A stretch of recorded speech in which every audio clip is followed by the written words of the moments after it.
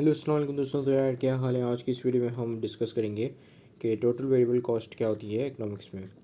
तो सबसे पहले हम बात करते हैं कि वेरिएबल कॉस्ट क्या होती है। सो वेरिएबल कॉस्ट वो कॉस्ट होती है जो कि चेंज हो जाती है with the change of production या चेंज ऑफ सेल्स। जैसे जैसे एक कंपनी अपनी या कोई भी बिज़नेस जो अपनी प्रोडक्शन बढ़ाता है तो कुछ ऐसी एक्सपेंसेस होते हैं जो कि उस प्रोडक्शन की वजह से बढ़ जाते हैं। प्रोडक्शन से वो डायरेक्टली प्रोपोर्शनल होते हैं। अब जैसे लेट्स सपोज कि एक रॉ मटेरियल है, तो ज़ाहिर सी बात है कंपनी को अगर ज़्यादा से ज़्यादा प्रोड्यूस करना है तो वो ज़्यादा से ज़्यादा रॉ मटेरियल मंगवाएगी। तो जो रॉ मटेरियल की जो कॉस्ट आ रही है वो ऑफ कोर्स बढ़ती जाएगी जैसे ही प्रोडक्शन बढ़ती है।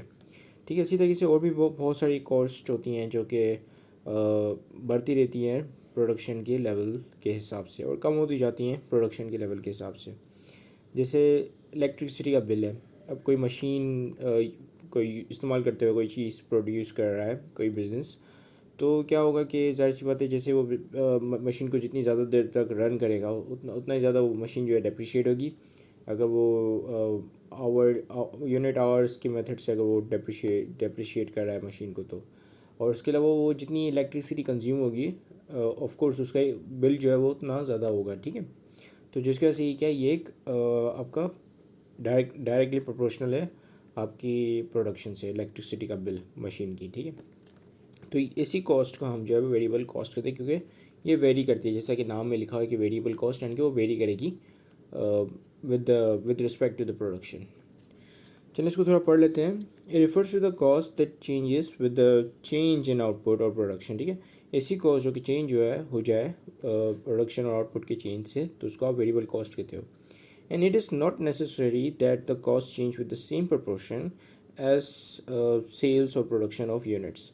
अब ये ज़रूरी नहीं है कि जैसे अगर आपका यूनिट अगर आप एक यूनिट में इजाफा करते हो तो आपकी कॉस्ट जो है वो उतने से ही बढ़े। ठीक है, लेट्स सपोज कि अगर आपका एक यूनिट 50 रुपये में बनता है और सो ये ज़रूरी नहीं है कि आप 2 यूनिट जो है वो 100 रुपये में बने। 2 यूनिट जो है 120 में भी बन सकते हैं या 90 रुपये में भी बन सकते हैं। ठीक है, सो ये नेसेसरी नहीं होता है कि उसी प्रोपोर्शन के साथ प्रोडक्शन, मतलब जिस प्रोपोर्शन से आप प्रोडक्शन को बढ़ा रहे हो तो ये भी जो है इतनी उतनी प्रोपोर्शन से बढ़े। ठीक है, ये कम या ज़्यादा हो सकता है। ठीक है, अच्छा तो यहाँ पे मेरे पास टेबल बना हुआ है। सो इस टेबल में एक तरफ यहाँ पे यूनिट्स हैं, दूसरी तरफ आपके पास टोटल वेरिएबल कॉस्ट है। अब अगर आप देखें तो ये अगर मैं 0 यूनिट बनाता हूँ तो मेरी वेरिएबल कॉस्ट भी जो है वो 0 आएगी। लेकिन अगर मैं एक प्रोड्यूस करता हूँ 1 यूनिट तो मेरे पास वेरिएबल कॉस्ट आ गई 10 रुपये।